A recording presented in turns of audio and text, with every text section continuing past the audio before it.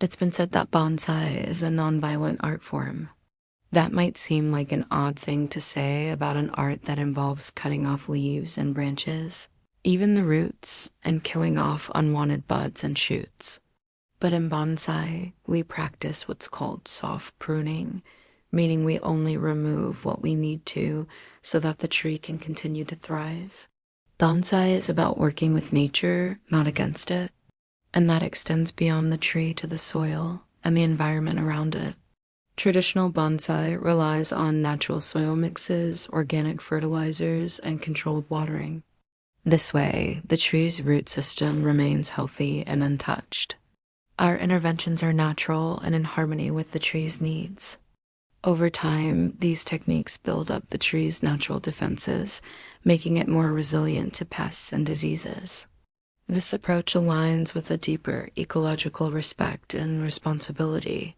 We take only what we need from the tree and give back to it in return, nurturing a healthy, balanced ecosystem. The issue with excessive use of stimulants is that they introduce potentially harmful chemicals into this delicate balance. These chemicals don't just affect the tree, they also impact the soil and the water around it. In other words, they pollute. Now, it's important to note that not all stimulants are the same. Some are more harmful than others. Some are more concentrated while others are less so. However, when we start mixing them with other chemicals, such as pesticides or fungicides, we create cocktails that are more harmful than the sum of their parts. For instance, certain stimulant fertilizers contain high levels of nitrogen and phosphorus. When applied excessively, these nutrients don't just stay in the pot. They leach out into the soil and water around your bonsai, contaminating them with chemical fertilizers. This can have a number of negative effects. Firstly, it can kill off beneficial microbes. These microorganisms are essential for breaking down organic matter and making nutrients available to plants. Without them, the soil becomes less fertile over time. Secondly, it can lead to eutrophication. If the water bodies near your bonsai receive these nutrient-rich runoffs, it can cause excessive growth of algae and aquatic plants. This can deplete oxygen in the water, making it harder for aquatic life to survive. Additionally, the fertilizers can contain other harmful chemicals, such as heavy metals or salts. These can further pollute the environment and have long-lasting effects. Another issue with stimulant bonsai is the risk of overgrowth. The idea is that by using these chemicals, you can make your bonsai grow faster and larger. While this might seem appealing, especially if you're impatient, it's not in line with the principles of bonsai. Remember, bonsai is about working with nature, not against it. It is about appreciating the tree for what it is and helping it reach its full potential while keeping it small. Using stimulants to force rapid growth goes against this philosophy. It creates imbalances in the tree and makes it more susceptible to pests and diseases.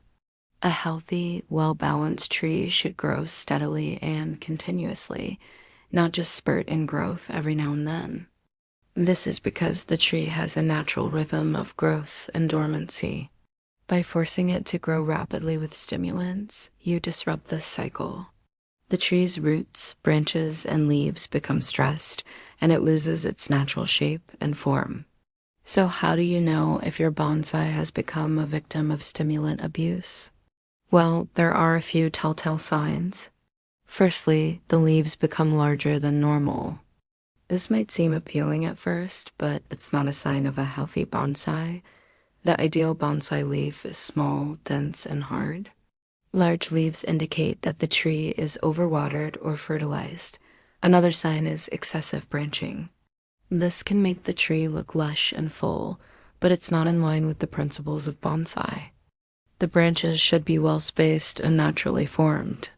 If they're too close together or growing in awkward angles, it's a sign of imbalance. Lastly, the color of the leaves can give you a clue. A healthy bonsai should have vibrant, deep green leaves. Yellowing or browning of the leaves could mean that the tree isn't getting enough nutrients or that the soil is overly fertilized.